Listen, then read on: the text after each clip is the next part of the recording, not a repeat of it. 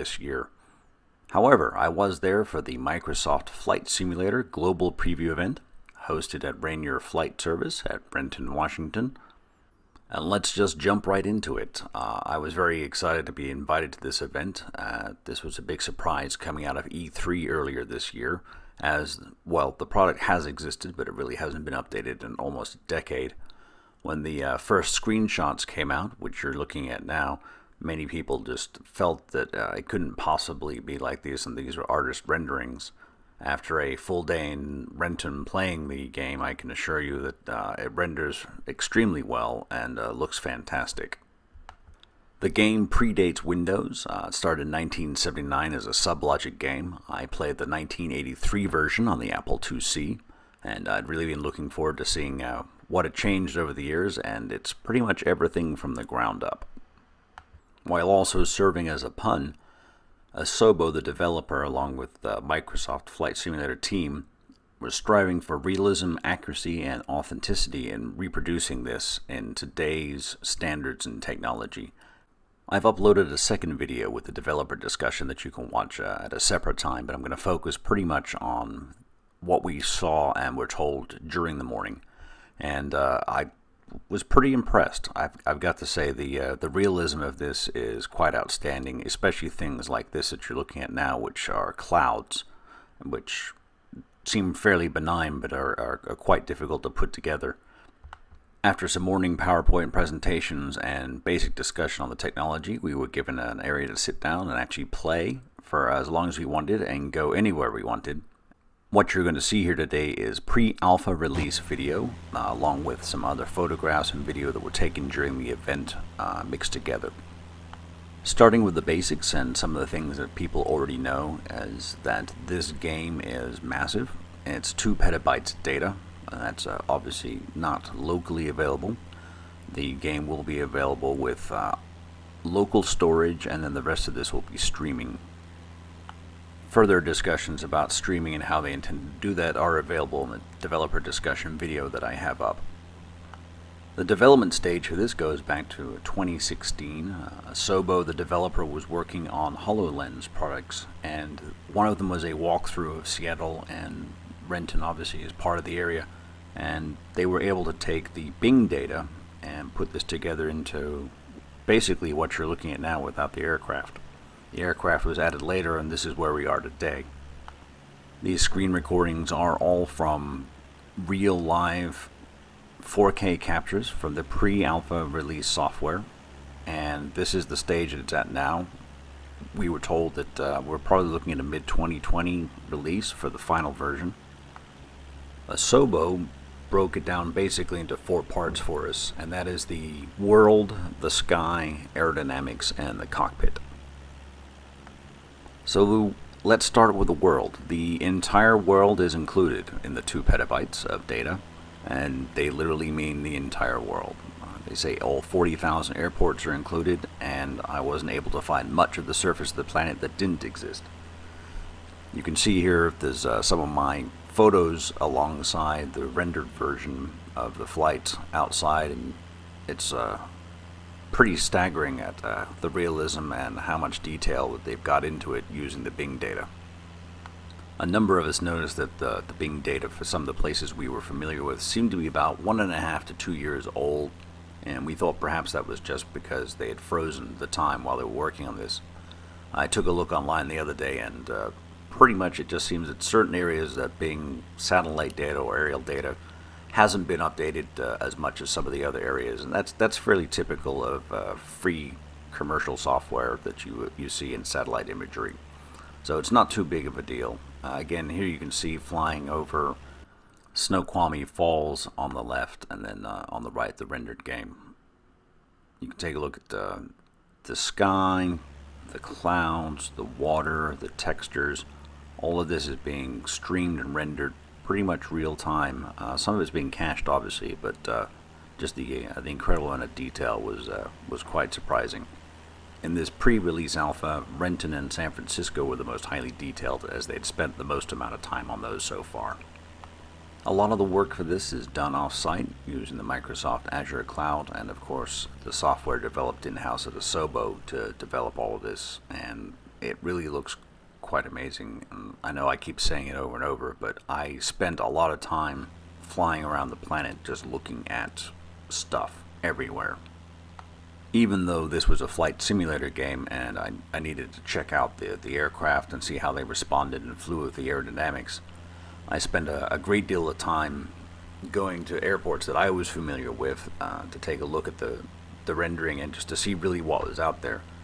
I flew out of Renton, Midway, John Wayne, Guatemala City, LaGuardia, Osaka, including Kansai out in the water, Haneda in Tokyo, Mali in the Maldives, London City, went over to Heathrow, Hong Kong, Sydney. I flew over the Alps, both in Switzerland and France for a while. I even went out to McMurdo in Antarctica, and even Area 51, which didn't have a lot going on at it, but it was actually pretty interesting that it was in there, marked and available to find. Areas of the planet that didn't have satellite data available to were recreated using other means, and the team also had to go through and account for the fact that when satellites passed over, sometimes there would be clouds, shadows, or other things, so they had to account for that in putting all of this together in the data, in addition to everything else they've added. Again, this was a pre-release version, and all the airports aren't complete yet, but they should be by the time this comes out. Certain things were missing, such as in Sydney, the Sydney Opera House, the Sydney Bridge weren't available yet, but they are complex structures that are difficult to just reproduce straight from Bing data. And the same for Guatemala City Airport, which was actually quite flat when the area is definitely on a mountaintop in a volcanic region. And I expect all of this to get sorted out by the time the game comes out. One of the first things people do is try and fly over and find their own house or where they're from, and I did that as well. Currently living just south of John Wayne Airport in Orange County, and again, that's some of the area along the mountains there that haven't been updated in some time by Bing Maps, which was fine. I was still able to find the area and the roads leading up to it, but some of the Bing data for the area online still shows where the Altaro Marine Corps Air Station was, which is now the Great Orange Park. Things like that will increase and improve over time. One of the things that they'll be able to do, having this data available to them offline and in the cloud, is update and fix these things as time goes on. And they do feel that this will be at least a decade-long project, and that's before anything else happens. There was a lot of discussion about the fact that this started off as a HoloLens project for Asobo, and whether or not this might develop into a VR product someday. And it's pretty easy to see that once the computational power is there and the ability to deliver something like this to someone's home, the next step for VR would be absolutely amazing for something like this and would add an unparalleled level of realism. And it's one of the things I had the most trouble doing while I was there, was actually focusing on the aircraft itself, the controls, the surfaces, the interaction with the instruments, FMS, flight management software, autopilots, things of that nature, because I was just so enamored with flying around the planet and seeing everything. I could see that someone could literally sit there for hours visiting places they've never been there before. And you know, this is opening up an amazing way of using Bing data to view the planet and see the planet in a way that seems very natural in hindsight, but hasn't really been available until now for the mass population. So in this clip here, as we take off out of Renton and we start to head down, or actually I should say up the sound towards Snohomish out to Snoqualmie, we also were able to go up in a small plane while we were there, and Rainier Flight Service provided that, courtesy of Microsoft. And you can see that I took some video of the Snoqualmie Falls just out the window as we went along, and you can contrast that with the video that's up here just flying around Renton on the left side, with the occasional look out the window, doing basically turns around a point as we're doing. How the sky moves, how the aircraft moves with the air, how the ground looks, trees look, the light moves through, and everything that goes along with it. The realism and how it feels like the actual flight really gets into your head after a while, and you could just spend hours and hours and hours duplicating what you would do on a normal flight, training flight, practice flight. If you've ever wanted to do any of this and never thought you had the opportunity before, it's certainly available in this, or will be starting next year on the PC, and then followed by the Xbox version. Now, if you already have a flight simulator set up, you're pretty much ready to do this already. I assume that the Xbox version will work nicely with the controller. What it'll also do is it will definitely open this up to a new group of people that have probably never done this, and as Microsoft said that they're going to do this with the Game Pass product. So it will basically open this to people who've never even thought of downloading a flight simulator. And I feel for the most part that it's so easy to fly, and you can actually take the simulator and sort of back it to the edge, that a lot of people are actually going to take this just to see what they've done with the planet and how they rendered it all. And the flight simulation aspect will fall to the side for some people. But it's just such an advanced product now that I can definitely see that this is going to be future training device probably at some point. I wouldn't be surprised if it ended up with some sort of FAA or EASA certification down the road. But certainly that's not on the roadmap at this point. Just getting this out is one of the big projects, and it's certainly headed that way pretty well. The alpha release is coming soon, and people can sign up for that online. Along with the world, they developed this guy, and this guy does not disappoint. According to developers, they've matched and found every possible combination of cloud and fog and weather on the planet. I was able to do quite a few of the cloud settings. One of the other amazing features you have here is you can choose whether you want to fly in clear air, partly cloudy, overcast, rain. Thunderstorms were not available to us in this pre-release, but I'm told they will be later. And one of the most amazing things I still think was that you were able to use live weather and time of day from anywhere on the planet that you're doing right now. So you can set this up to fly into Seattle now, select live Seattle weather, and it will be nighttime, daytime, whatever it is, and the actual weather conditions. They developed fully volumetric clouds that act upon each other and the light that's around them. So if the sun's coming through behind it, you'll get the shadowing. If there's a cloud in front of another cloud, it'll create a shadow on the other cloud, just like real life. I was unable to find a situation where the clouds did not look lifelike or like anything that you would see while actually flying around. They certainly seem to act like real clouds. They've spent a lot of time on the physics in this game as well. As you fly into a cloud, you'll get turbulence along with moisture. This game is also capable not only of producing rain, but frost on the control surfaces and things like that. As you'll see later in some of this video, the water droplets will stream across the window just like they do in a real aircraft. They've spent quite a bit of time working on all the aerodynamics and physics necessary to make pretty much everything the way you would think it should look or does really look in real life. One of the other key aspects that they worked on was trying to make sure that the accuracy and authenticity of the cockpit is also relayed there. And you can see everything in here, and you're basically able to use a full Garmin 1000 or whatever the particular aircraft will have as if you would in real life. Here's basically a composite. The top is myself coming in one of the flights that we did, showing a landing at Renton. The bottom is the rendered one from the game, and obviously the aircraft's moving at a slightly different speed, but you definitely get a real feel for the fact that the motion, everything around is quite accurate, realistic. The lights, the runway markings, even the tire marks on the runway are all accounted for. Now, in the clips that they provided, I left the audio running in the background. They've had an entire audio team working on how planes sound inside, outside, all different kinds of engines, different power levels. They're authentically reproduced digitally. And I thought I'd just leave that playing in the background while we're doing this. So if you wonder what the hum is, that's it. There were some basic ATC radio things going on in the background, but nothing particularly robust yet. We did try tuning in ATIS at a couple of airports, weren't able to get any of that, but there is a little bit of chatter in some of the Renton area. All of this is expected to probably come at a future date. Things like other aircraft around you, the ability for someone to even do air traffic control simulation are all things that are possible in the future, but not currently on the drawing board.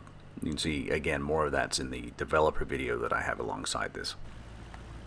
So along with cockpit realism, you can also see things like the shadow there on the ground with the sun. I already spoke about. You can see the rubber on the runway, other things going on the ground.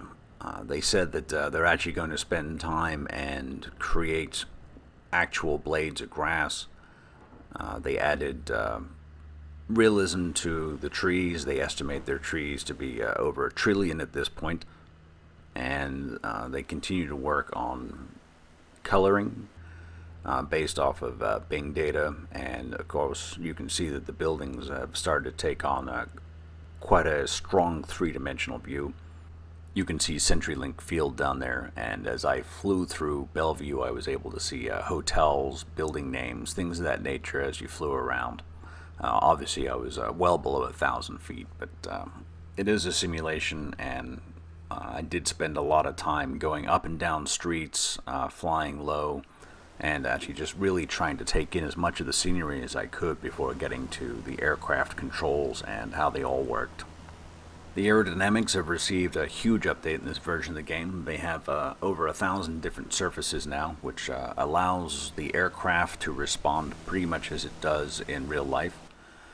For example, if you're going to do slow flight and stall the wing, the stall can happen at any portion along the wing, and then continue with the rest of the plane. It's not just going to break off to the left or right instantaneously on its own, and they'll be able to take the forces and work on those as they would in real life. The spin video wasn't included with the package that we were provided with to show you today, but I did spend a lot of time doing I did a few spins, but I also did a number of wing overs to the left and to the right, playing with the rudders, the controls, the speed. You will get a warning if you overspeed the aircraft to a point. It will say that you've oversped the aircraft at a certain point when the wings have presumably come off electronically. I initially found the aircraft to be a little easy to over control, but a lot of that's in the settings of the flight simulator controls itself, the rudder pedals, the yoke, and things of that nature, which can be adjusted individually. There's a vast amount of selectability and customization that's available so far already in this product to allow people who already have thrust joysticks, things of that nature, to set these up to be comfortable. They do say support for multiple monitors should be coming at some point, or at least the ability to definitely wrap around the visuals using what's there, scaling the resolution. Using the mouse, I was able to manipulate most of the controls in the cockpit. I wasn't able to find anything that I couldn't push or touch that was real and should be something that I can get a hold of.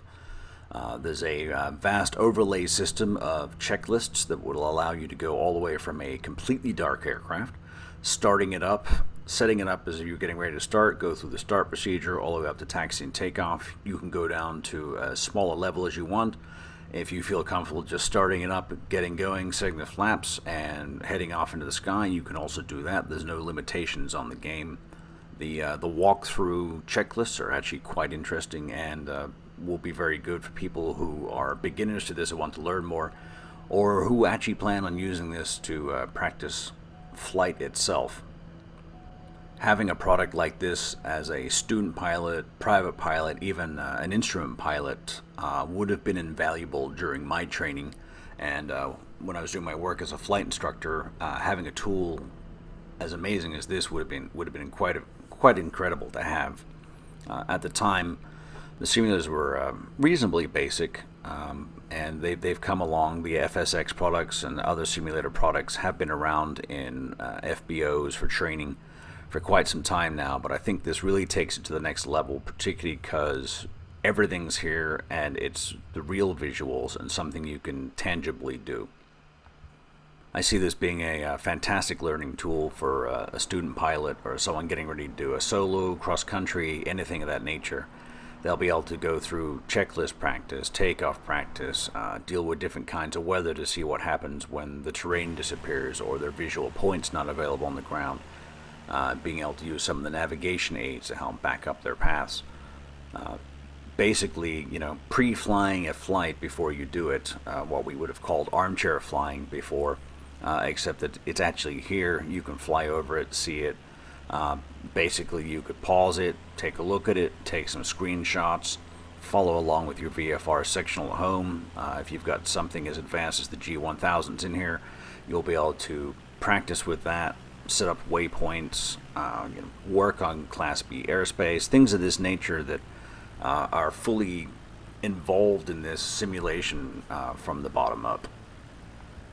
I flew 3 different aircraft during the presentation, and that's what was available to us at the time.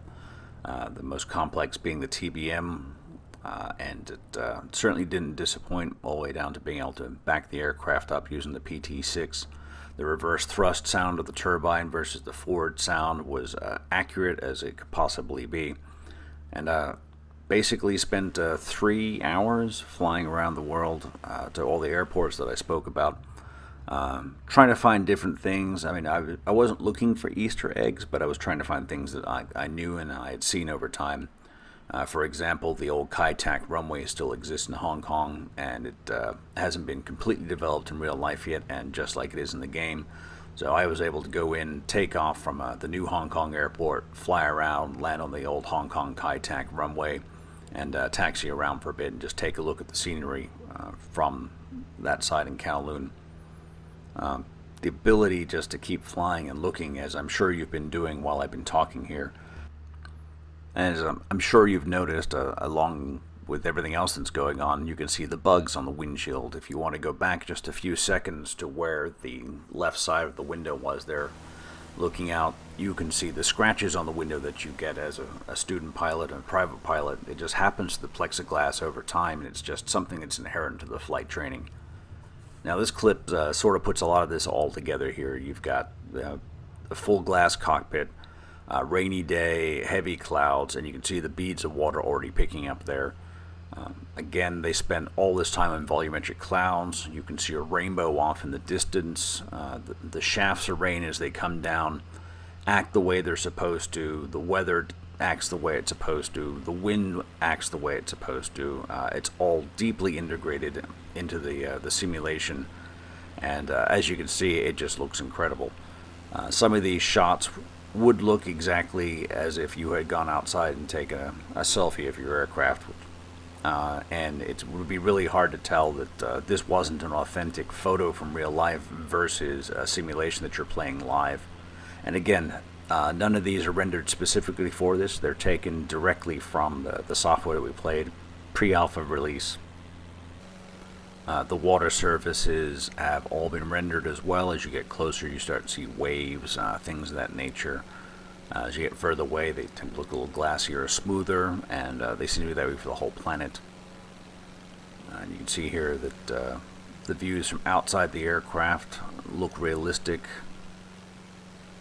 The flight surfaces are all there. They all move correctly, and you can actually see to some extent into the cockpit of what you're doing. And so there's some more of what I was talking about. You can see the scratches on the windshield there on the left. The light moves around inside the reflections. You can see cockpit instruments reflecting in the plexiglass, particularly like in the evening as it's going on. It's basically, when you're looking at the outside view, you get a touch of lens flare to give you that cinematic feel. Once you're back inside again, the cockpit acts as if you would be sitting there taking a look at it. And you can see the moon up there has come up and started to interact with everything. The top-down bird's eye view is another fantastic one, and if you haven't noticed the traffic, it's definitely there. We were able to see a couple of places where the traffic was a little bit off in this pre-release. For example, they might be going across the road, but unlike some of the actual commercial simulators out there where it's sort of just a repetitive vehicle going back and forth at the same time, I was unable to see the same vehicle twice. I'm sure it passed me, but there were just so many vehicles moving on the ground and such a variety that I was unable to see any repetition whatsoever. one of the jokes later on that is in the accompanying video, the developer thing, was that they haven't added any butterflies yet.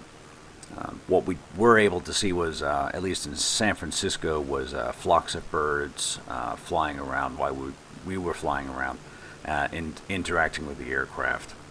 A lot of these other cities that we saw in the pre-release here didn't have anything else with the exception of what was on the water or roads around us at the time. To some extent, that was actually quite enjoyable because you didn't have to worry about flying to somebody else or dealing with anything else. You sort of had the entire world to yourself. And bridges were another thing that hadn't been fully rendered in a number of cities yet. As this is taken from a lot of flat data, it's something that needs to be built up over time. But as you can see in this particular clip, very complete, very accurate.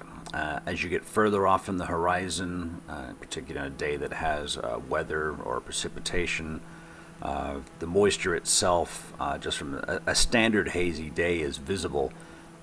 And they went all the way out to 600 kilometers at altitude, which is pretty much sort of the distance that they wanted to keep it at for as far as you could see on a normal day.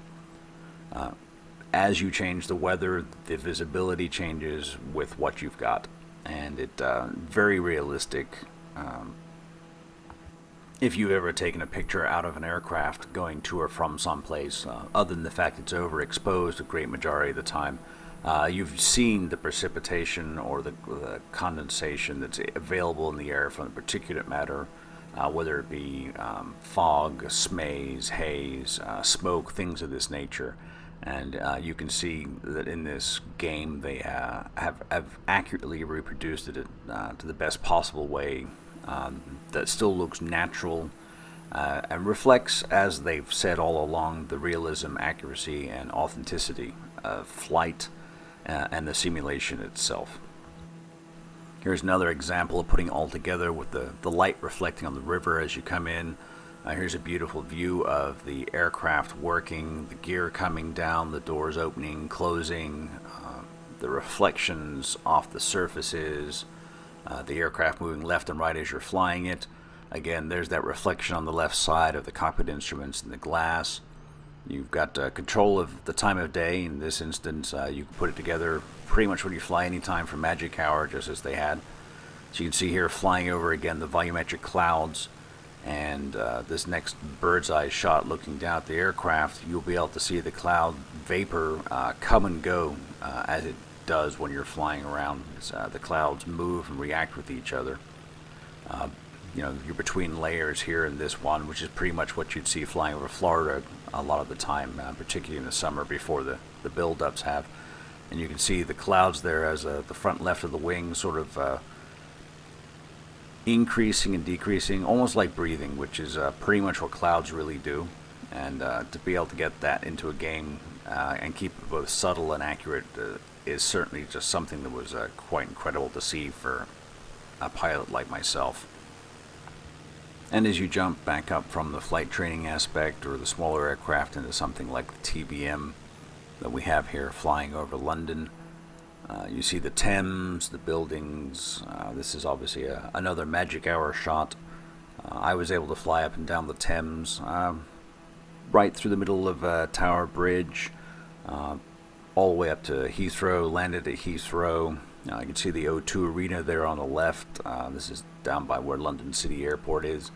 All of these are available to you. It's hard to see in this picture, but the actual rotating beacons work at all the airports for finding them at twilight or nighttime, which helps aid just like you would find a normal airport.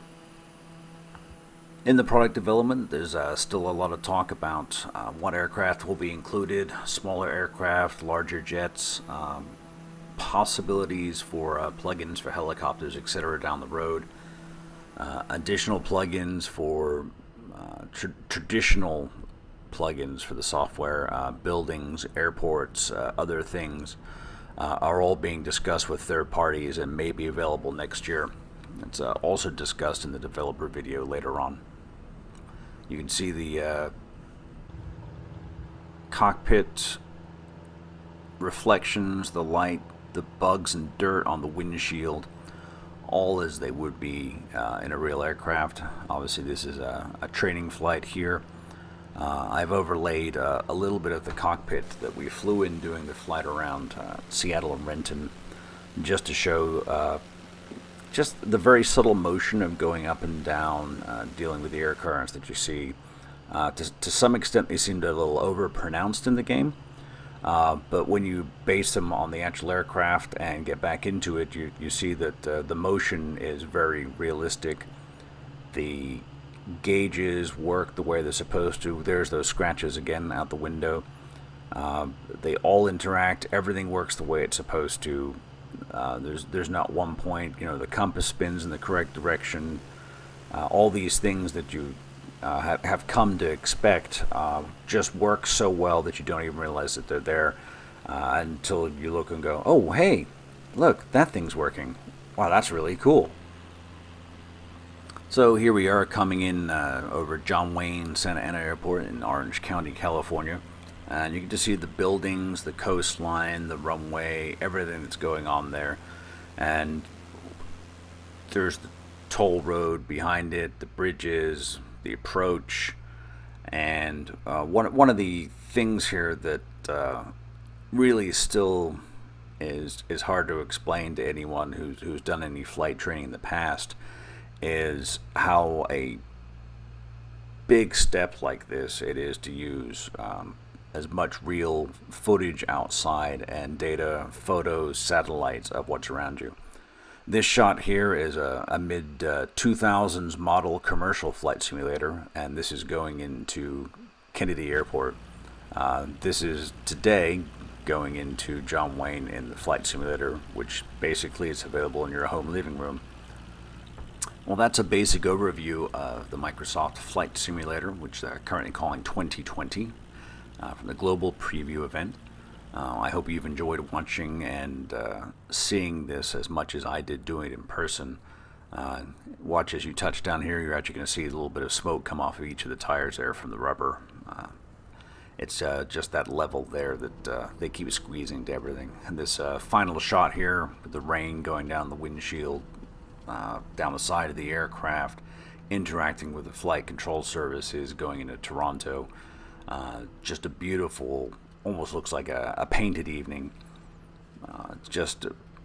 This is the sort of thing that just exists everywhere in the game, and because you have live weather and things like this, each time you touch it, it's new and authentic and something nobody else has done, which basically means your game is never going to run out of possibilities.